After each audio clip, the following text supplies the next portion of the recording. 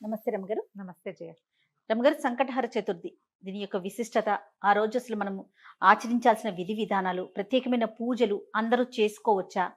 ఏంటి రమగారు అసలు? ప్రతిసారి మాట్లాడదాం జయ మనం. ఆ, ప్రతి సంవత్సరం వినాయక చవితి అప్పుడు ఇది చెప్తూ ఉంటాం. సంకటహర చతుర్థి అంటే నెలకి 2 చవితులు వస్తాయి. మనం ఎట్లా వెళ్తాం, మన కాలం ఎలా నడుస్తుంది, మంది డేట్ల ప్రకారం పోతుంది. అవును. 1, 2, 3, 4 నుంచి 30 దాకా లేదా 31 దాకా, కొండకుతో 27, 28 దాకానే. అంతే అంతే. అయితే మన హిందూ దీని ప్రకారం, భారతీయ పాత విధానం ప్రకారం చాంద్రమానం నడుస్తుంది. ఉమ్, ఈ చాంద్రమానం అంటే చంద్రుడి యొక్క కదలికలతో మన డే మారుతుందన్నమాట. ఓకే. తిథులు అంటాం వాటిని మనం. 28 ఇవి ఎట్లా పోతాయి? 28 కాదు, పోనీ 29, 30 చేసుకుందాం దాన్ని. ఉమ్, పాడ్యం నుంచి మొదలు పెట్టుకుని ఉమ్, పౌర్ణమి దాకా 15. ఓకే. అక్కడి నుంచి 16వ రోజు నుంచి మళ్ళీ పాడ్యం నుంచి మొదలు పెట్టుకుని అమావాస్య దాకా. ఓకే.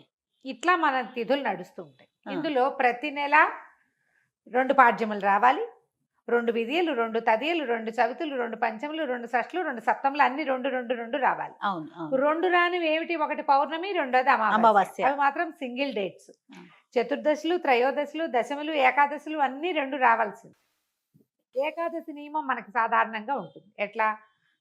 శుక్ల ఏకాదశి, బహుళ ఏకాదశి. ఏకాదశి నాడు ఉపవాసం ఉండటం, ద్వాదశి నాడు ద్వాదశ పారణ చేయటం మన తాలూకు హిందూ సంప్రదాయం. అవును అవును. అలాగే హిందూ సంప్రదాయం ప్రకారం నెలలో వచ్చే 2 చవితులని మనం వినాయక ఆరాధన చేయవచ్చు. ఓకే.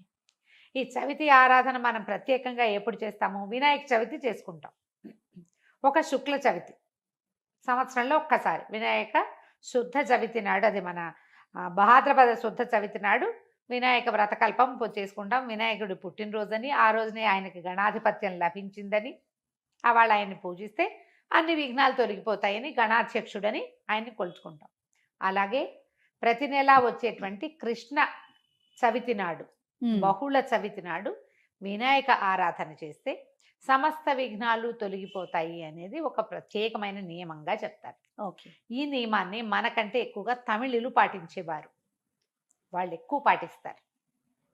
మనకి జాతకంలో కేతు ప్రభావం ఎక్కువగా ఉన్నా, ఏ పనైనా మొదలుపెట్టి ఎప్పటికీ అవ్వకపోతున్నా, పిల్లలు చదువుల్లో వెనకపడుతున్నారనిపించిన, దీనికి మన ఇంట్లో ఉండాలి వ్రతము నియమము ఏం లేదు. పెద్దవాళ్ళు చెప్పిందే చెయ్యాలి, మన ఇంట్లో లేకపోతే చేయకూడదు, అలాంటిది ఉండదు. సార్వజనీయమైన వ్యవహారం, ఎవరైనా చేసుకోవచ్చు. మనమే ప్రాబ్లమ్స్లో ఇరుక్కుంటున్నాం. ఏ పనైనా మొదలు పెడితే అవటం లేదు, అన్ని అడ్డంకులే దానికి. ఓకే. వ్యాపారాలకి, చదువులకి, ఇంట్లో ఏదైనా వస్తువులు తరచుగా పాడైపోవటం, ఇది కూడా జ్ఞాపకం పెట్టుకోండి. మిక్సీ రిపేర్ చేయిస్తావు, వెట్ గ్రైండర్ పడుకుంటుంది. దానికి ఏదో చేయిస్తావు, వాషింగ్ మెషిన్ ప్రాబ్లం వస్తుంది, అది అయిపోయింది, సూయింగ్ మెషిన్ పడుకుంటుంది. ఇట్లా రిపేర్లు చేస్తూ ఉన్న వాళ్ళు ఉంటారు చూడు.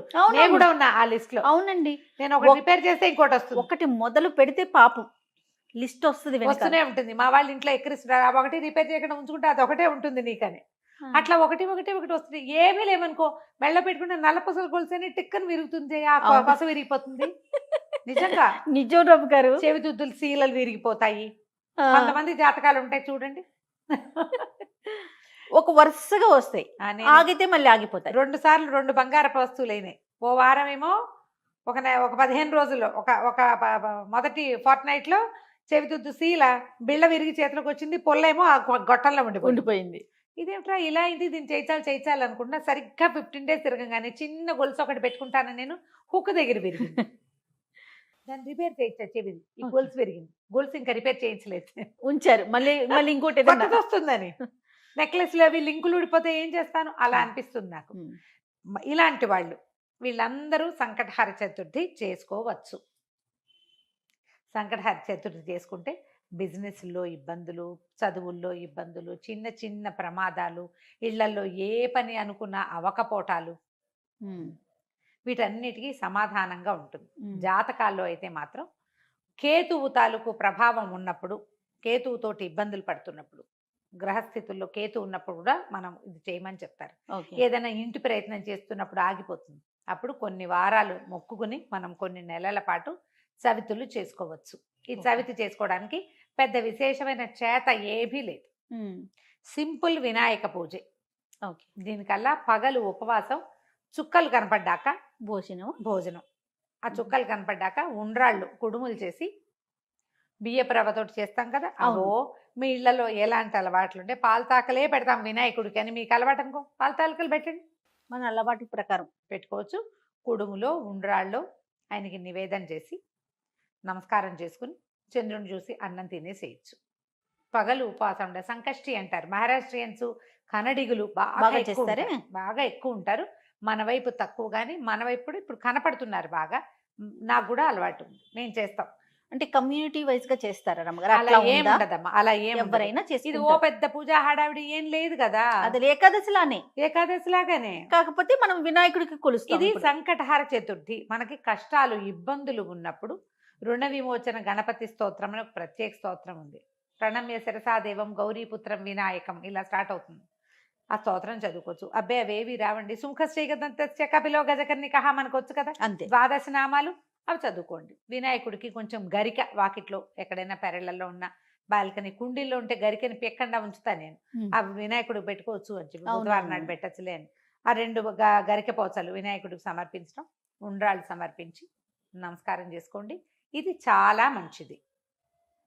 మరి పసుపుతోటి వినాయకుడిని చెయ్యాలి అదేదో సిద్ధాంతంగా చెయ్యొద్దమ్మా. ఎంత సింపుల్గా అయినా చేసుకోవచ్చు. సాయంకాలం సమీపంలో ఉన్న ఏ దేవాలయంలోనే గణపతి చతుర్థులు చేస్తారు. అన్ని చోట్ల వినాయక ప్రతిష్ట ఉన్న ప్రతి చోట సంకటహర చతుర్థి పూజ చేస్తారు. వెళ్ళి గుళ్ళో పూజ చేయించుకోండి, హాయిగా ఇంటికి వచ్చి భోజనం చేయండి. అంతే. కుడుములు ఏమైనా వండి మీ గుళ్ళో వాళ్ళు ఒప్పుకుంటే, ఆ దేవాలయం పద్ధతిని బట్టి కదా, ఒప్పుకుంటే మీరే కుడుములు తీసుకెళ్ళి స్వామివారికి అక్కడ నివేదన చేసి అందరికీ ప్రసాదం పంచిపెట్టండి. వినాయకుడికి వచ్చిన బెల్లం ముక్క నివేదన పెట్టడం ఒక అలవాటుగా చేసుకోండి. మనకి ఇలాంటి సమస్యలు ఉంటే కనుక తప్పకుండా కొంచెం బెల్లం నివేదన పెట్టడం, వినాయకుడి కోసం ఒక దీపారాధన చేయటం, దీపం పెట్టుకోవటం, దీపం పెట్టగానే వినాయకుడికి సంబంధించిన శ్లోకం చదువుకోవటం, ఓ బెల్లం ముక్క ఖచ్చితంగా నువ్వు పళ్ళు పెట్టు పాలు పెట్టు అవి ఏమైనా పెట్టుకో, వినాయకుడికి బెల్లం ముక్క పెట్టాలి. ఇలా నివేదన పెడితే మనకి చాలా సమస్యలు తీరుతాయి. ఇప్పుడు నవంబర్ 1 వచ్చినట్టుంది, అవునండి, అంతేనా? అవును. ఆ ప్రతి నెల చూసుకోండి, క్యాలెండర్లో ఉంటుంది. మీరు ఈజీ మెథడ్ ఏంటి, క్యాలెండర్లో నోట్ చేసి పెట్టుకోండి. ఇందులో మళ్ళీ ఒక స్పెషల్ ఉంది. మంగళవారాలు గనక ఈ చతుర్థి వస్తే చాలా విశేషం. అంగారక చతుర్థి అంటారు దాన్ని. ఉహుం. అది చాలా విశేషమైంది. అది ఎక్కువ సమస్యలు తీరుస్తుంది, ఇంకా ప్రాబ్లమ్స్ తీరుస్తుంది. దీనివల్ల బ్రహ్మాండం బద్దలైపోయి వారికి ఏదో వస్తుందని కాదు, కొన్ని జాతకపరమైన సమస్యలు తీరుతాయి. ఏ పనులు కానప్పుడు మనకు ఒక శాంతిగా ఉంటుంది. మనం అమ్మగారు, ఈ పని చికాకు చేస్తే. తగ్గినా చాలు కదా చాలు. అమ్మగారు. చికాకు ఏదో తగ్గినా వచ్చి మీద పడక్కర్లేదు.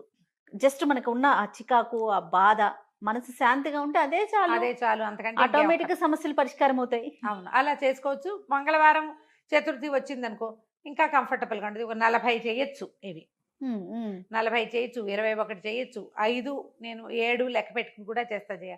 ప్రతి నెల సంకటహర చతుర్థి నాడు పొద్దున్నే మా అక్కయ్య నేను ఒకళ్ళనొకళ్ళు గుర్తు చేసుకుంటాం ఇవాళ చతుర్థి అని ఓకే. జ్ఞాపకం చేసుకుని. మా ఇద్దరికి అలవాటు ఉంది. నాకు కొంచెం వినాయక ఇవి కూడా ఎక్కువ కదా, ఎక్కువ ఉమ్. శ్లోకాలు చదువుకుంటాను నేను. చిన్నప్పుడు చదువుకున్న తొండమున ఏకదంతమును కూడా చదువుతారు రోజు నేను. ఓ, నాకు అది అలవాటు. అలవాటు. ఉమ్. ఎవరి అలవాట్లు వాళ్ళవి కదా, మీరు అలవాటు చేసుకోండి. ఏదైనా ఇలాంటి సమస్యలు ఉన్నప్పుడు ఇట్లా చేసుకోవచ్చు. ఇది కొన్నాళ్ళు చేసి మానేయచ్చా లాంటి ప్రశ్నలు వస్తాయి ఎంతసేపు. ఉమ్, ఉమ్.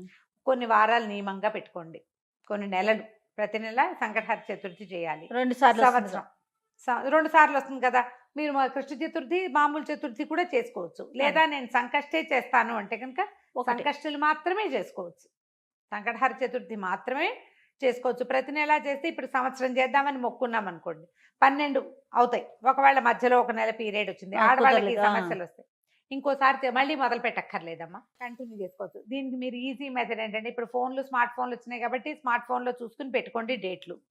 నేనైతే క్యాలెండర్లో రౌండ్ ఆఫ్ చేసి పెట్టుకుంటా ఇవాళ చతుర్థి అని. వాళ్ళు కూడా ఎర్ర వినాయకుడు బొమ్మ వేస్తుంటారు, అక్కడ వినాయకుడి బొమ్మ కనపడుతుంది, టీటీడీ వాళ్ళ దాంట్లో కనిపిస్తూ ఉంటుంది. సో గుర్తుపెట్టుకుని ఆ రోజున మీరు చేయవలసింది ఏంటి, వినాయకుడికి సంబంధించిన స్తోత్రం చదువుకోవటం, గరిక 2 గరిక పోచలు తెచ్చి వినాయకుడికి సమర్పించడం, కొంచెం కుడుములో ఏవైనా నివేదన చేయటం, పగలు ఉపవసించి చంద్రుడు కనపడ్డాక దండం పెట్టుకుని భోజనం చేయటం చేసి చూడండి. మీకు చాలా ఇబ్బందులు తొలుగుతాయి. పెద్ద విశేషంగా ఏదో మాత్రం కాదు, మంచిది. మీకు ప్రధానమైనది ఏంటంటే ఇబ్బందులు తొలుగుతున్నట్టు కనపడుతుంది కానీ. అది అది రైట్ అమ్మగారు. నమస్తే. నమస్తే జీ. సుమన్ టీవీలో మీ పర్సనల్ అండ్ బిజినెస్ ప్రమోషన్స్ కోసం కింది నెంబర్కి కాంటాక్ట్ చేయండి.